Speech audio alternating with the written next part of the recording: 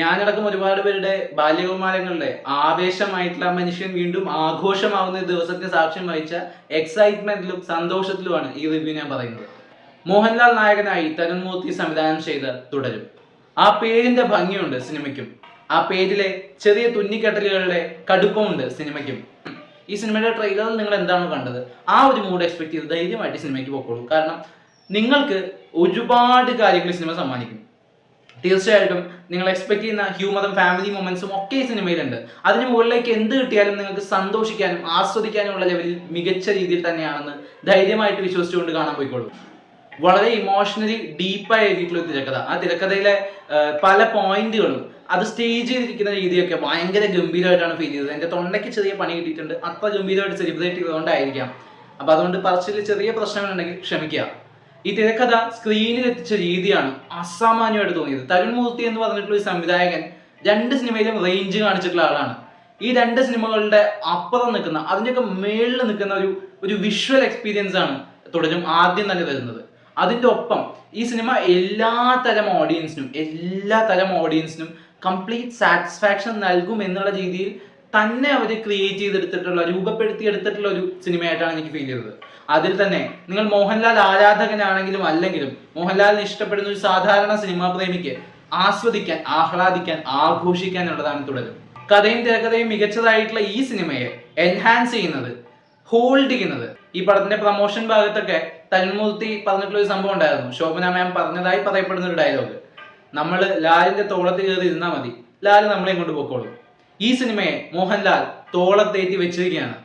ആ മനുഷ്യന്റെ പെർഫോമൻസ്, ആ മനുഷ്യന്റെ ഓറ, ആ മനുഷ്യന്റെ ഓ മൈ ഗോഡ്, ആ പടത്തിലെ ആൾ യൂസ് ചെയ്തിട്ടുള്ള കുറെ സ്പെഷ്യൽ ആയിട്ടുള്ള എലമെന്റ്സ് ഉണ്ട്. ആളുടെ ചില ആക്ഷൻസ്, ഇതുവരെ കണ്ട സാധനങ്ങളും കാണാത്ത സാധനങ്ങളും, അത് നമ്മൾ എക്സ്പെക്ട് ചെയ്യാത്ത കുറെ സംഭവങ്ങളൊക്കെ ആയിട്ട് മോഹൻലാൽ എന്ന് പറഞ്ഞിട്ടുള്ള നടൻ നിന്നങ്ങ് നിറഞ്ഞാടുകയാണ്.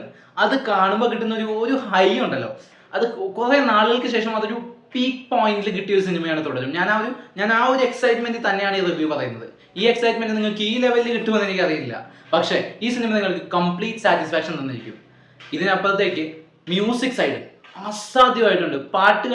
3 പാട്ടുകൾ ഈ സിനിമയിലുള്ളത്, 3ഉം ഭയങ്കര രസമായിട്ടുണ്ട്.